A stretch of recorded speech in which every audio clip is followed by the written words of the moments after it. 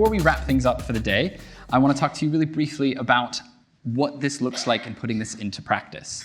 So we talked a lot about the challenges, we talked a lot about the systems change, but what can we do about it?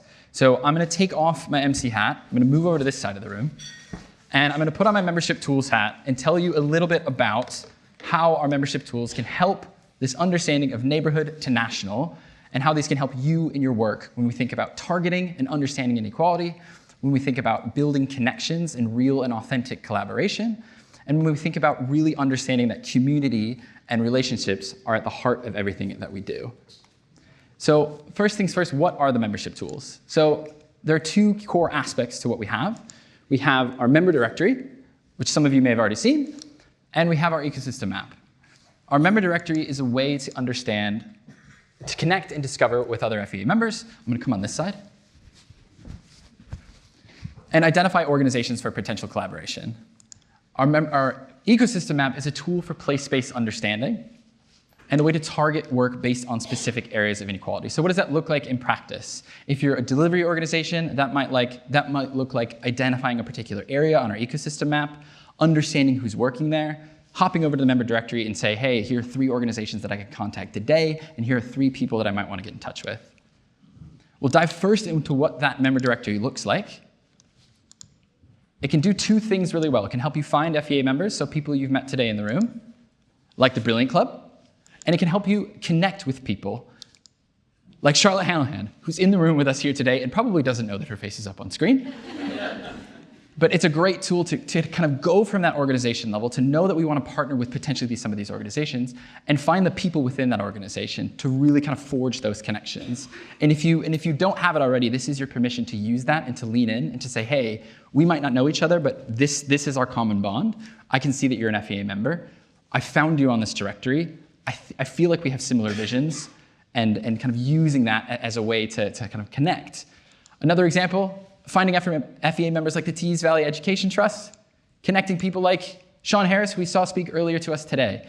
These are just 2 really quick examples, but there's so many more. I wanted to give that kind of schools and map angle and that delivery angle.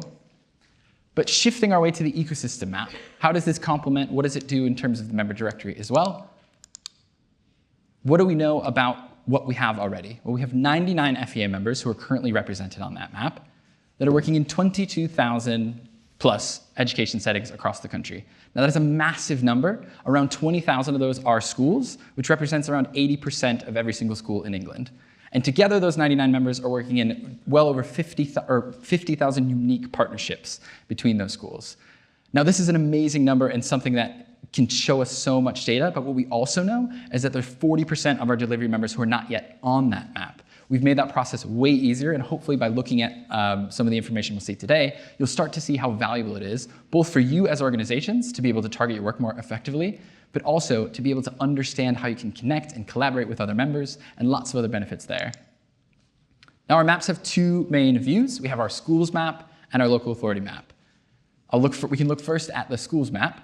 So each of these pins represents a school or an academic setting, and the darker the number, the higher the kind of quantity of FEA members that are working there. We can show where FEA members are, but we can also show where FEA members aren't working, so it's a great way to understand cold spots and look at particular areas of need. If we highlighted one of those schools in particular, let's take this one at random, we can get a little bit of kind of context around the school that we're looking at.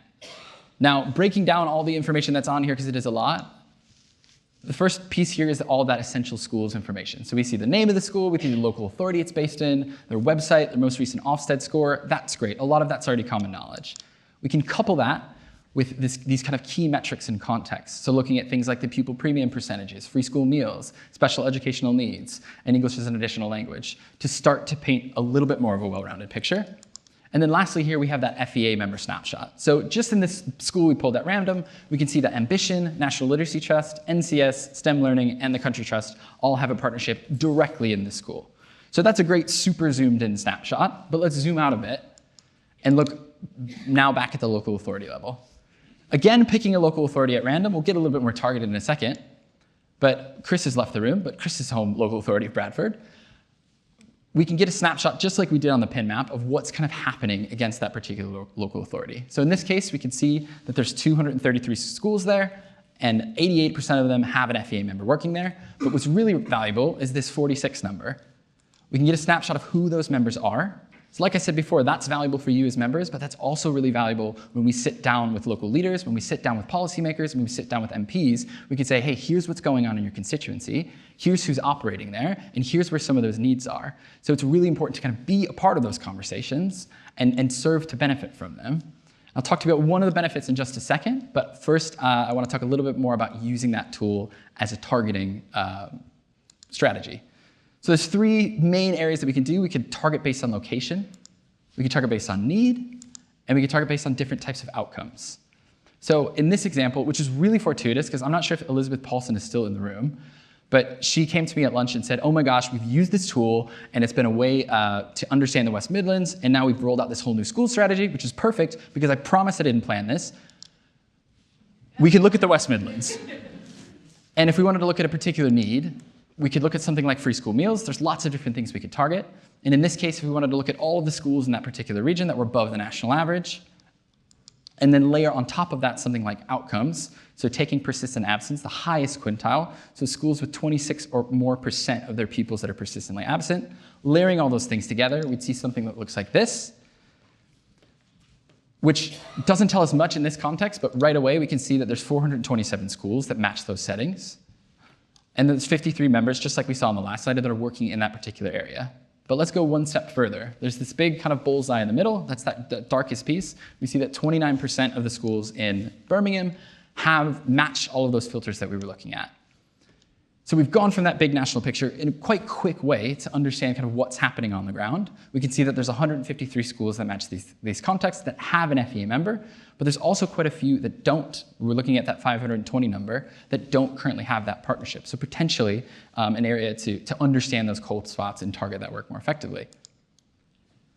Zooming in on what that Birmingham picture looks like and pushing it over there. Oh, I didn't think that was going to work. We can, again, now looking in that Birmingham snapshot, understand kind of what that looks like on the ground, who's operating there, and picking a particular member at random, let's just say Institute of Imagination, didn't plan it, to understand kind of who they are and what that work looks like. And of course, we could do that across the board.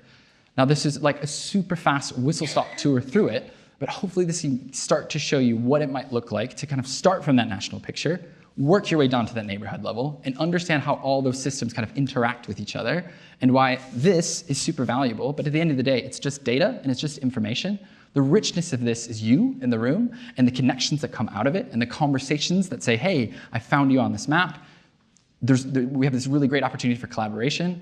I was in the collective action session earlier today, and I really loved hearing from Get Further, from Action Tutoring, from the Tutor Trust, all about how by standing together and instead of working against each other and celebrating and bigging each other up, they've gone so much further. And I think that's such a great example, seeing it at this national level, that there's so much potential there. One last thing about what we can do with all this. We started in that national picture. We've zoomed all the way into Birmingham. We could take this information and we can export it. We can share it with our teams. If I wanted to download that list of schools, I could. I can get all of those, that kind of essential attainment and outcomes against those schools. But I could also take that list of members, share it with my team, say, hey, we're thinking about getting in touch with Nurture UK or Into University. Anyone know, the comms lead, looking at things like the directory to kind of connect there. So getting involved, what next? What can we do now? Well, first things first, using those membership tools. Obviously, we saw the map, we saw the directory. We also have the Summit directory, which you saw this morning, and everyone who's in this room, as of this afternoon, if you're here, you're on there. So it's a really great way to kind of see a snapshot of who's in this room if you have those great conversations. Get your colleagues involved. If you're from an FEA member organization, you and all of your colleagues have free access to this tool, and we encourage you to use it. And attend an upcoming workshop. We run monthly membership tools workshops. We have one coming up on the 25th of July and one coming up on the 22nd of August. But at any point, if you have any questions, please feel free to reach out to me. I would love to hear from you. And this is a big piece, right? So we looked at that 99 earlier. We're going to be doing a big call out over the summer, starting on the 15th of July. If you deliver work directly in schools, your fellow members need to see you on the map. We're richer when we have more information together. And for those 99 that we saw earlier, we'll be coming back to you. We've improved that process, made it super easy to kind of submit and update your data. And for those members who aren't yet on the map, I'll be in touch with next steps. That's now a required part of being an FEA member. And this guy in the corner will help you do that with his data collection net, magic net. But that being said, thank you for listening to the tools. I'm going to pass things back to Gina, who's going to wrap things up for the day. Daniel and I happen to love J-Lo so much, but specifically Let's Get Loud. Does anybody else love Let's Get Loud? Yes, such a good song. So Let's Get Loud. We are 35 minutes from Beverages. So you are the amazing, motivated, fantastic crew. Yeah, I saw some side eyes. Come on, Caitlin. Yeah, Heather, Caitlin, some side eyes about wine. Exactly. There will be shaming because we know each other now. So where are we at? 35 minutes until Beverages. You are here. We want to have those takeaways. This morning, we said that today is about what we do as individuals, as organizations, and as a collective, and here's our time to think about that. So, more information on the data. There we go. We know that it starts with us, right? We looked at this morning. Everyone wants to change the system. No one wants to change themselves. So now is the time to be thinking about that and giving you that extra opportunity to take a picture of a really great quote. So let's go in order. I want to do a crowdsourced. What do we remember? From the top with structural, what's over here? Policies. Next. Practices. Next. Great. One layer down. And one level down? Oh my gosh, we are systems change experts. Well done, everyone. Boom! Yeah. There's some fist pumps in the back, but I think it's so nice to have an aligned framework that even if we don't agree on everything, and of course we're not going to, we've got a tool that can help us have similar language to bring this forward. So this morning, we talked about what we are going to do. And I want to give you this prompt as something that I think can guide our next steps. So what would it actually take for you all to no longer exist as an organization? Yeah, some whispers happening. It's mega, right? Because a lot of us are addressing the critical symptoms that exist. All of the issues we heard about this morning, right? And we're there to go, oh my gosh, we are so passionate, we're so dedicated, we want to create change. How do we do it? But in doing it in the way that we've been doing it, we've been creating extra dependencies. We've been sustaining a system that has sticking plasters and a patchwork of different interventions without really getting to the crux of it. So to no longer exist, I mentioned it this morning, we need to also be responsible for building that new system. And so this is the diagram that I chatted about this morning. And I said there were two different areas. We have the dominant system, where we're at right now, where we're going and kind of flourishing, but eventually it's going to die out, okay? Some of the different interventions that we have will only live their own lives and will ultimately die. But the only reason they're going to die in compost, because it's a much better word, right? Coming back into the system, is because we have an emerging system. But notice that that emerging system starts at the same time that the dominant system is at its highest. So right now we think that we are so powerful that we've got this alliance that has 300 member organizations. It is awesome. But that means that all 300 member organizations and the entire field of FEA members and volunteers that are going to fill Glastonbury, we need to also be thinking about how we are creating that new system. And it is this tension, right? But it's up to us. The other diagram that I mentioned this morning, and Bronwyn touched on it, was about the different horizons. And so you have the first, second, and third horizons. And it's a similar concept about how where we are and where that seems to be flourishing. Actually, when you're working on planting the seeds for the second and third horizon, allows us to make change and have that first one come to a close. But again, it's up to each of us. My encouragement is that every one of us has resource, so I mean funding, and also that we have the dedication from capacity to be spending time on doing these things. Otherwise, it's not going to happen. We're going to walk out of here and go, oh, well done, yay, white wine or red. And then after that, it doesn't lead to anything.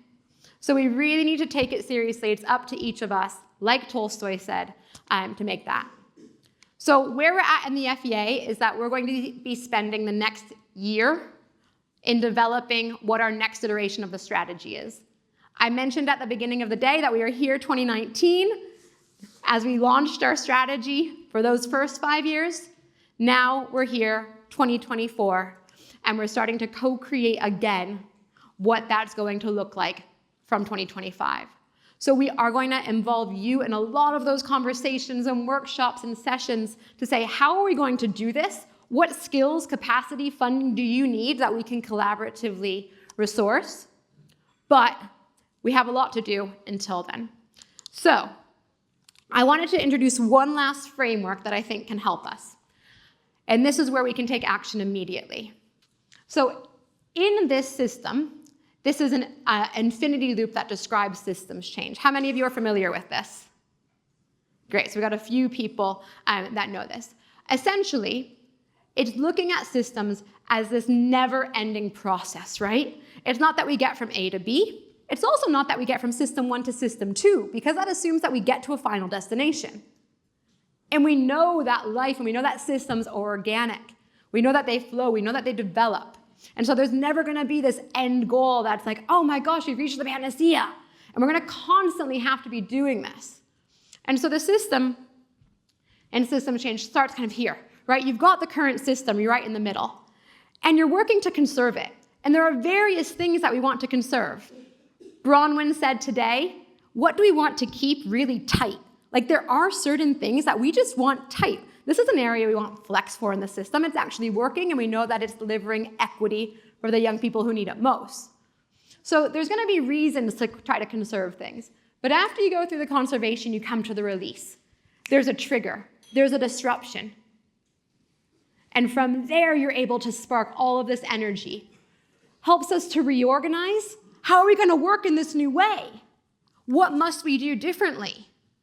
And then finally, this growth. How do we embed and how do we amplify and carry it forward? So this new system, we can then start to conserve. And this is this constant cycle, right? So we're going to have to get really good, practice our lunges. We're going to have really good hamstrings. So the different roles here. We're in conservation, right? You might be a role. You also might be multiple roles. But just to give you a bit of a shout at where you might see yourselves. Are you stabilizing the current system? Or are you coming in as a disruptor right in that release? Are you activating or finding ways for things to flow in the new system? Are you a facilitator or are you a connector for what's happening and how we can take it forward? Penultimately, are you amplifying it? Are you helping it grow and develop? And finally, are you helping things assimilate into the new system? Give your phones a few seconds there. I won't switch quite yet. But hopefully this is a really good framework that says two things. The first, there are so many roles in this system that if we are serious about making change, we have to fill. The second, none of us, either individually or organizationally, can do all of those. And so just what Esther set up here, that we've got to work together. I love and cherish what Daniel's just done and said about the tools. They're amazing. And the best thing was it's up to us, right? You can find the role that they work in. You can find the individual about the human, but where are they on this? And how do we all work coherently together rather than battling? So I won't make you dance, but I do want you to think about Impact Dance this morning and how they had that flow and how they knew their roles. And that dance was beautiful because they knew their roles and they had the space also to be able to improvise and react and develop. So think about Impact Dance when you're thinking about how we can work together. Okay, now it's over to you. So it's your last reflection of the day, and we've got our concentric circles, because what does it start with? Self. Okay, almost there. What does it start with? Self. Woo! All right, it starts with self. So the individual, I've made them backwards. Sorry, this was put in on Sunday when I copied it across. I kind of like it though, but I am gonna switch it. Center of the circle, you've got self, all right? So it starts with self. But the good news is I'm 2/3 correct because the organization is still teal, okay? So then you've got organization. And then on the outer circle, you've got the collective. But feel free to do your concentric circles however you like. Clearly, I did mine that way. But I want you to think one thing that you're taking away for you as an individual. What's one thing you're taking away for your organization? And what's one thing you're taking away for us as a collective? So the last cool tunes go on right now. You got a very brief 1 minute for some individual thinking about those three things. So we want one answer for each. One individual, one organizational, one collective. What's something you're taking away from today as a thought or an action for each of those different ones? All right, 1 minute starting now.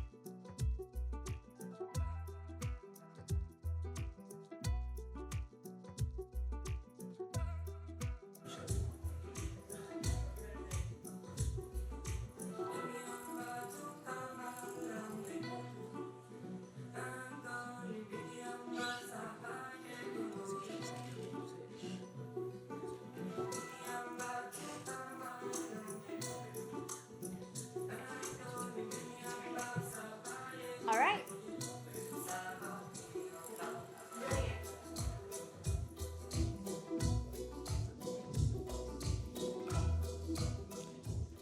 All right, so we are going to do a rapid fire of hearing from you. Dan does go to the gym, so he is ready. Oh, Jane goes, great. Jane is very athletic as well. Oh, they were all in the audience the whole time. Amazing, great. So can we hear from an individual perspective, what's something that you're taking away for you, starting with self?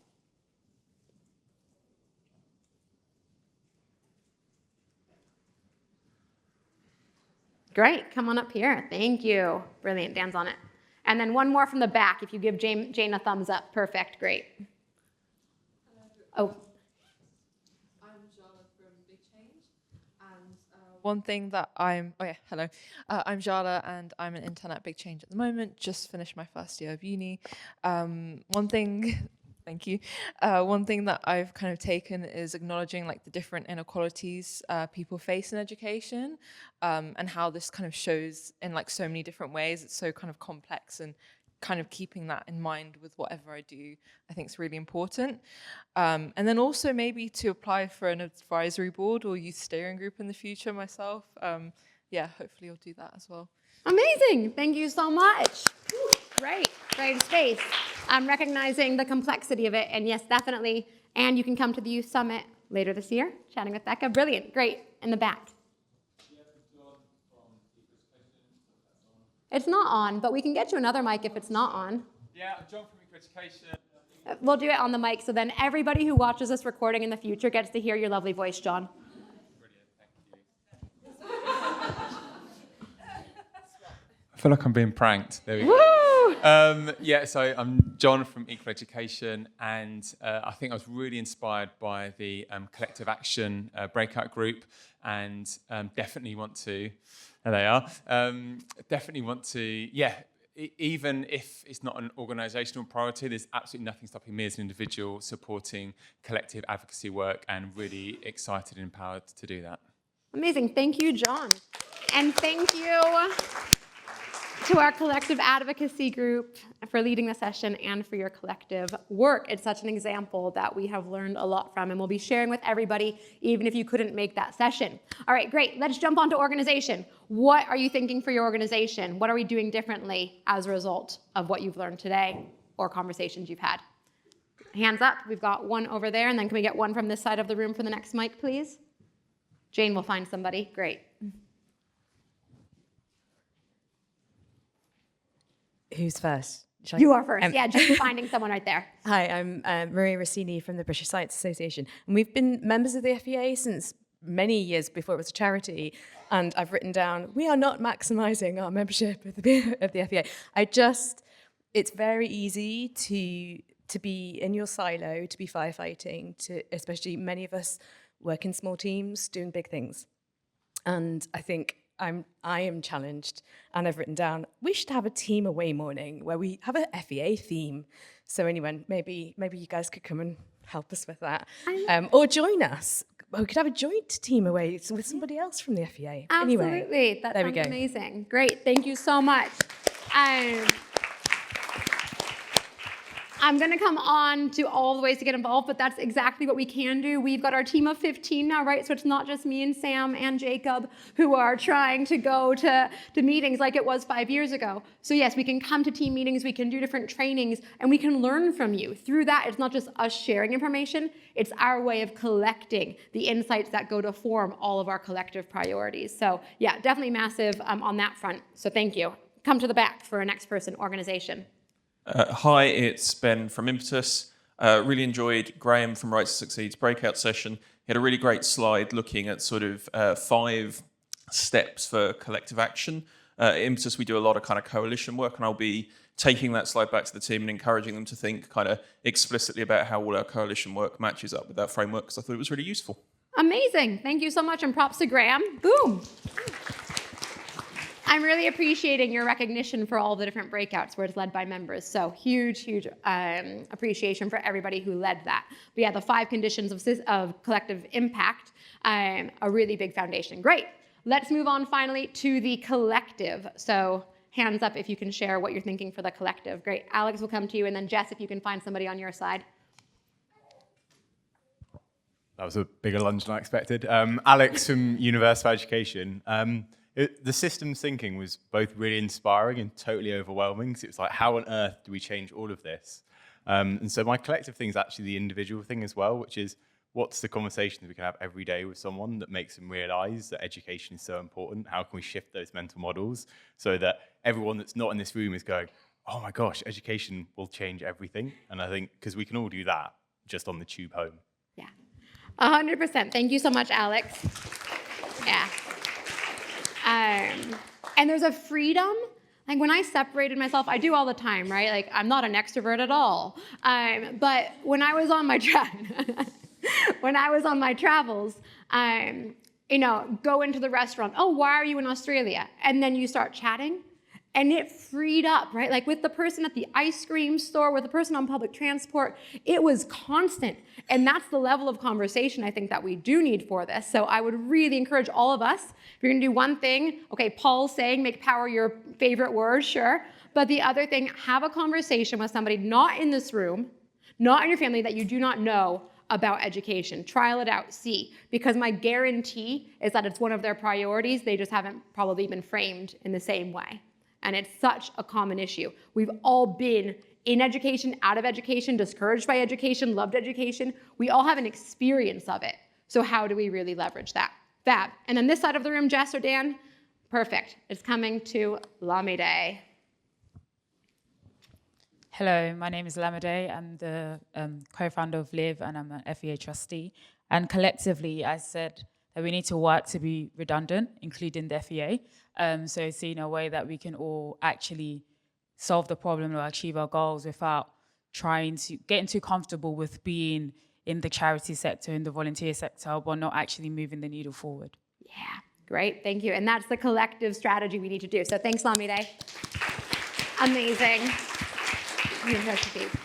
All right, so there's a lot to do, but we have to see what's next then. How can you get involved? What's upcoming? Here's just a few of the highlights. Unified message, you've got the priorities, you've got it in your inbox. Hopefully you have a printed copy as well.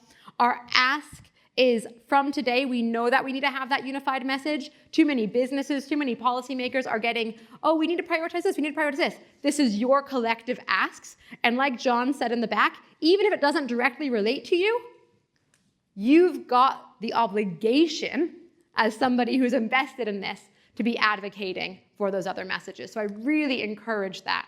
And please share it with your teams. We can do calls, we're gonna do briefings, so we wanna make sure that everybody understands it and feels that you get it. Hopefully it's very simple, jargon-free language, but that you get it and can advocate. Connections and collaboration. Daniel, our data snatcher, has just done his presentation. He will be writing to you on Monday.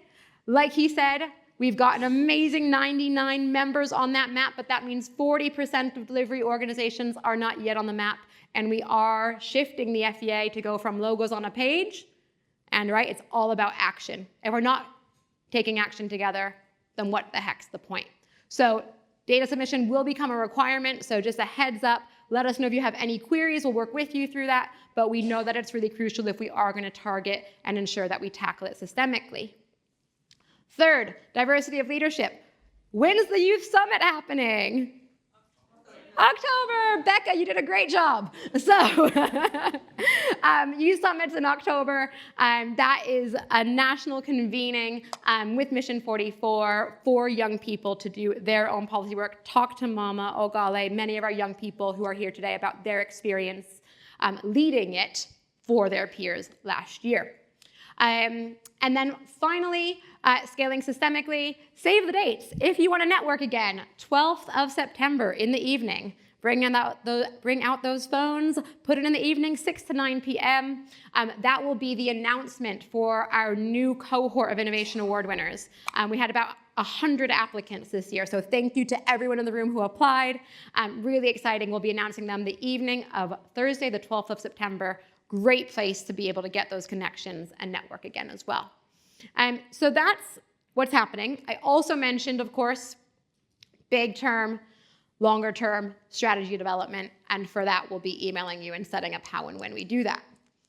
My ask immediately, I saw LinkedIn when I was up in the breakout room, and it had 56 shares of the Fair Education priorities. So my ask, can you please open this QR code on your phone? It will take you to the social media posts. If we can't take 10 seconds out of our lives to say, hey, we care about educational inequalities and inequity, we're gonna do something about it, here's my voice to it, then how do we expect to create the movement we want? So here it is, super clear. Please reshare, repost right now, tag your organization in it, tag your trustees like I did, so hopefully Julia's LinkedIn is bouncing off the chain, as is Lamide's. And let's get people talking, and let's get you guys at number 10. Let's get you guys at the DFE as of this week to make sure that we're building those relationships. So a huge thank you to all of our young people who are here today, and invite you guys to come up on stage and bring with you our mosaic. Brilliant.